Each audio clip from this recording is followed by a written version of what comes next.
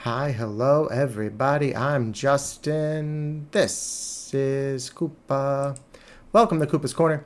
Today we're going to talk about the Elimination Chamber. It's coming to you live this Saturday from Toronto, Ontario, Canada.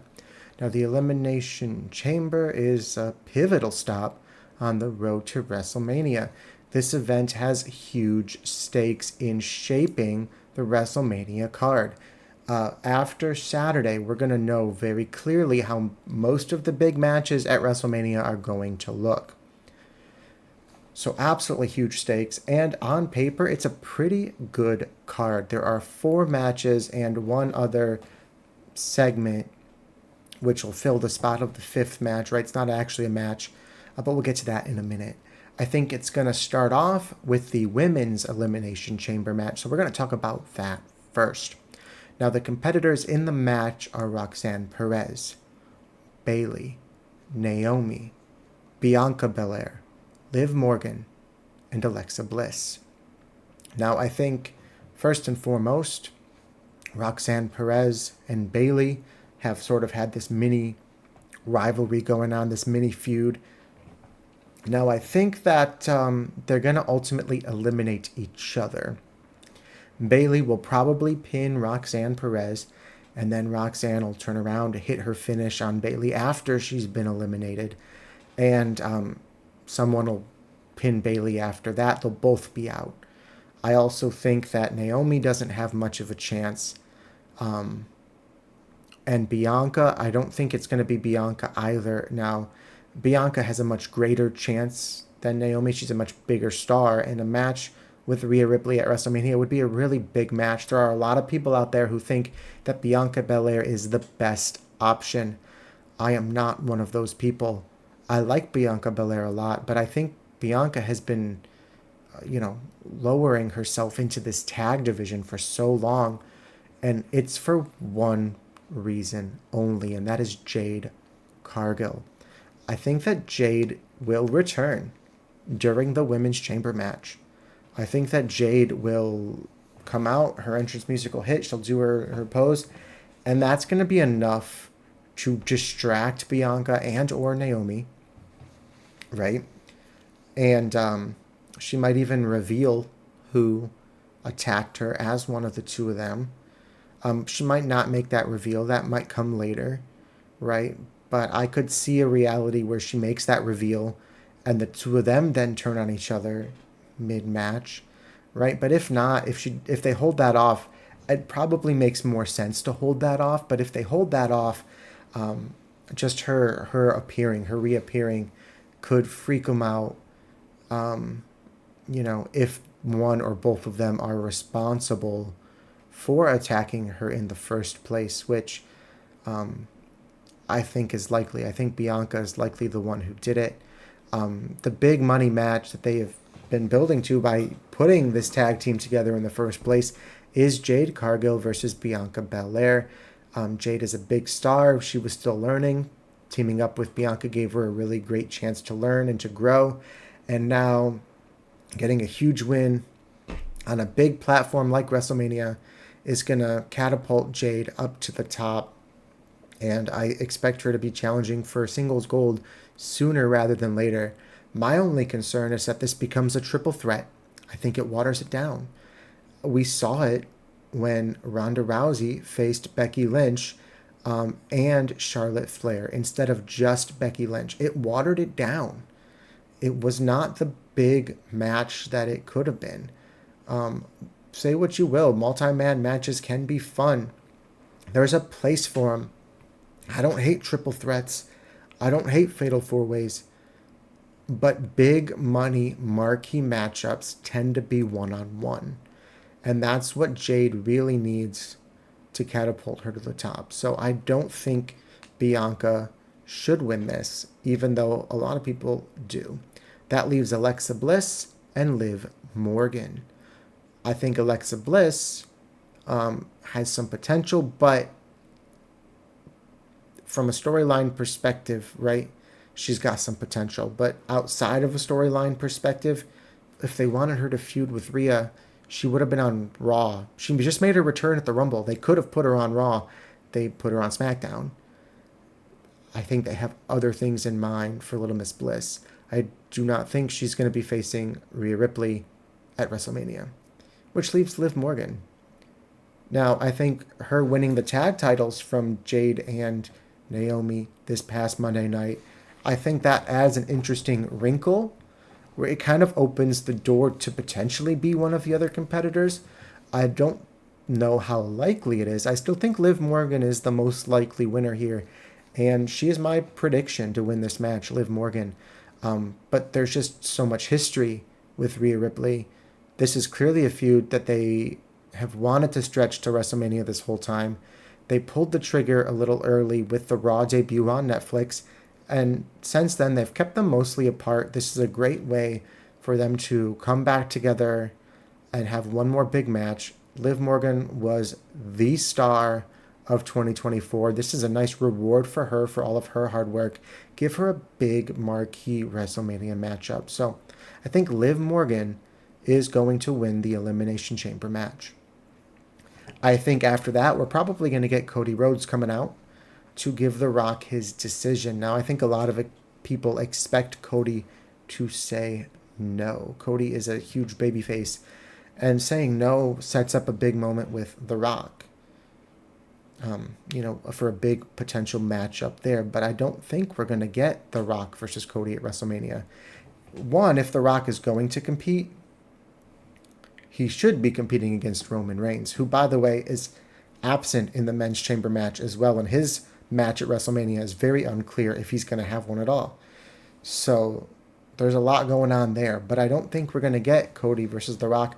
We're going to get Cody versus the winner of the Elimination Chamber match, whether it's John Cena, CM Punk, Drew McIntyre, Seth Rollins, Logan Paul, Damian Priest.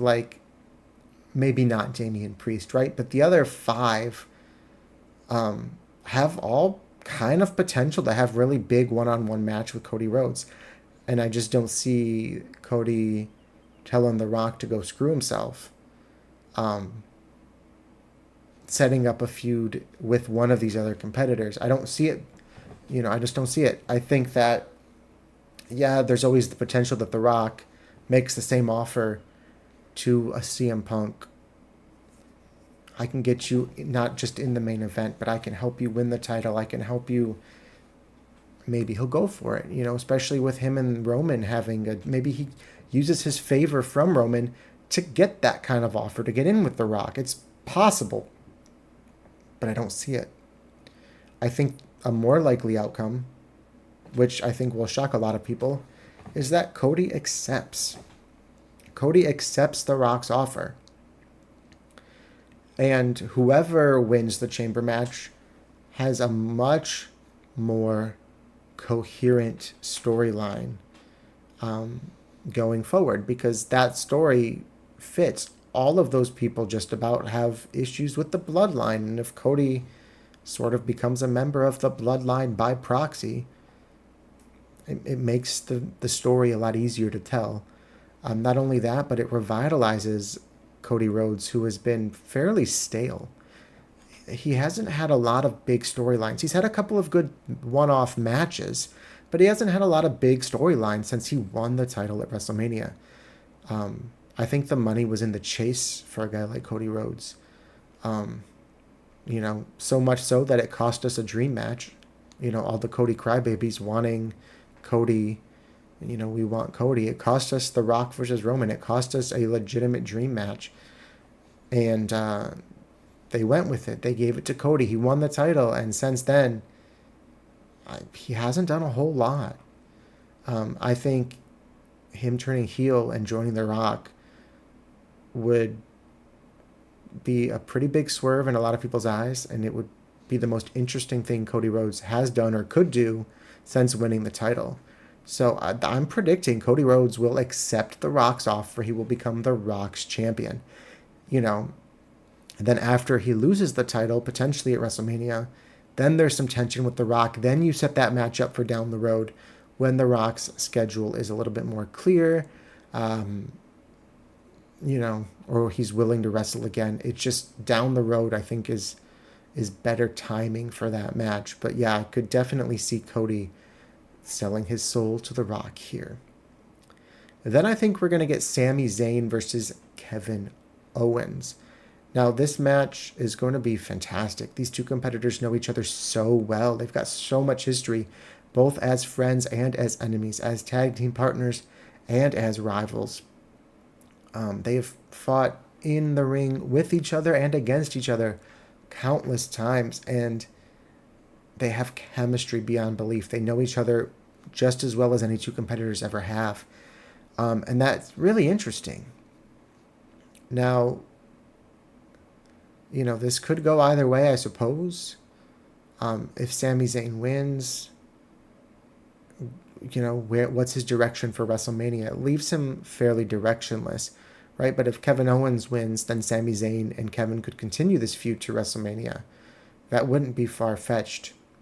The other possibility here is Randy Orton returns. Randy Orton returns and costs Kevin Owens his chance at victory, and then they feud going into WrestleMania because Randy Orton wants revenge for that package pile driver that he suffered, back when that happened. And I think that's probably the most likely outcome. So I'm predicting a big Randy Orton return here, and he's going to cost Kevin Owens the match. Next up, there's a tag team match, Nia Jax and Candice LeRae versus Tiffany Stratton and Trish Stratus. There's no reason for Nia Jax to win. There's no reason for Candice LeRae to win. Give the big victory to your champion, Tiffany Stratton. Have her rolling with some momentum before her big match with Charlotte Flair. You could always have Charlotte come out and cost Tiffany and cost Trish, but I think you're going to get enough of that already. I've had somebody coming out and distracting people in the Elimination Chamber match and the Kevin Owens Sami Zayn match. I don't think you need to go to the well that often. Keep Charlotte Flair out of it. Let Tiffany build some momentum and potentially another challenger for Trish Stratus for sometime after WrestleMania, right? So it could go either way. I don't think that it will. I think this is just about giving, a legend some flowers and your champion some momentum. A nice, quick, easy tag team match before the men's Elimination Chamber match, which is probably going to main event. Now, I mentioned earlier the competitors, Damian Priest, Logan Paul, Seth Rollins, Drew McIntyre, John Cena, and CM Punk. And this is interesting. This is very interesting. I think aside from Damian Priest, all of the competitors in this match have a very good possibility of winning. Not only that, but they all have some history with Cody Rhodes, and there's a bit of a story to be told there. I think Damian Priest, to be perfectly honest, is fairly a non-entity in this. He's just rounding it out to add star power to it. Logan Paul, I think, might be the next least likely to win. But I think that if he were to win, especially if Cody doesn't turn heel and doesn't go with The Rock's offer, the dynamic is clear there. They've had a good match before. You have someone with some mainstream name power in a main event match, and it gets some eyes on the product. And I don't think it's the worst thing they could do. I don't think it's the most likely thing that they would do, and I think there are definitely better options. But I don't think Logan Paul is the worst thing that they could do. Moving along here, Drew McIntyre. Drew McIntyre is also kind of a sleeper pick. I think he's actually got pretty good chance at winning, and I would love it. I'm a huge Drew McIntyre fan. I think Drew McIntyre might be the best option to win, especially if they kind of go with his hunting down the bloodline storyline, and Cody accepts, The Rock's offer, well, now all of a sudden he's technically part of the bloodline, which fuels Drew McIntyre to go after him the same way he was going after Sammy and Jay, on Raw before he transferred over here. So there's definitely a ready-made story to be told with Drew McIntyre, and it's a pretty interesting story. And not only do we get the big swerve of the Cody heel turn, but we get almost a double turn because Drew McIntyre would sort of be the de facto babyface in that situation. So I think he's probably the most interesting option, right? Then there's John Cena. John Cena chasing world title number 17 is a pretty obvious storyline, right? He might be the most obvious choice to win this. There's a huge, huge upside to John Cena in the name power, the star power that he brings to the main event. And, people want to see him win. People want to see him win Title 17. And they want to see him in a very prominent spot at WrestleMania. Now, back in October, I made a, way too early predictions for WrestleMania video. And I think John Cena would have been better served giving us a dream match. We have one last chance to have him in a dream match. Chasing Title 17, he can do that all year. He doesn't have to do that at WrestleMania. In fact, if he wins and he goes for it at WrestleMania, I'm not entirely convinced he would win. It might be better storytelling for him to fail and then to overcome and to earn another title match. And to do what, there might be better stories to be told, stretching it out, making it last. So I think from a storytelling perspective that John Cena, if he wins the chamber match, it might be the better move to not win Title 17. So, I'm not 100% convinced he's going to win the chamber match because of that. And that leaves us with two competitors, both great options to win. That's CM Punk and Seth freaking Rollins. Now, CM Punk has been very vocal, trying to get into the main event.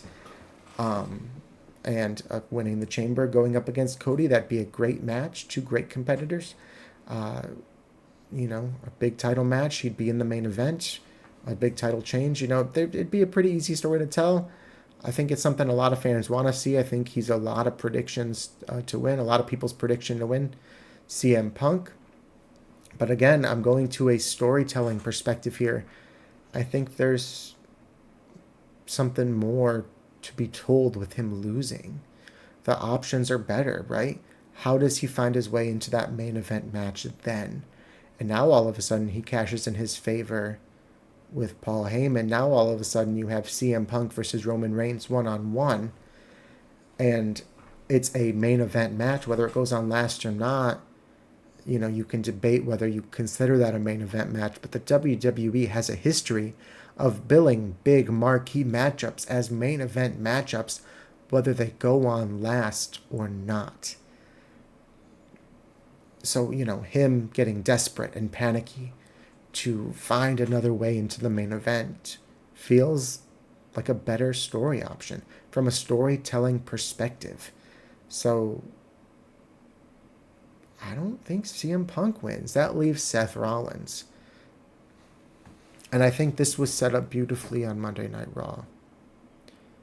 If Cody accepts The Rock's offer, your history with Seth Rollins, and Seth Rollins as a member of The Shield, Seth Rollins turning on Roman Reigns, Seth Rollins joining Cody Rhodes to face The Rock and Roman last year at WrestleMania, it all comes full circle. It would also explain why they gave us Punk versus Rollins at the Raw debut of Netflix instead of saving it for WrestleMania when everybody expected it to be at WrestleMania. So Seth Rollins versus Cody Rhodes, The Rock's champion, at WrestleMania, I think from a storytelling perspective, it makes the most sense out of all six competitors. Now, I mentioned there are very legitimate reasons to go with almost any of these people. And I wouldn't be surprised to see it go any way. This is the match that I probably have the least confidence in my pick. But I am going with Seth Rollins here. I think Seth Rollins will win this match. We will get Seth Rollins versus Cody Rhodes, the Rock's champion. And that's the Elimination Chamber card. It's going to be a hell of an event, guys. Let me know in the comments what you think. Am I right? Am I wrong? Who do you have winning? I want to know. Let's talk about it. Thanks for watching. We'll see you in the next one.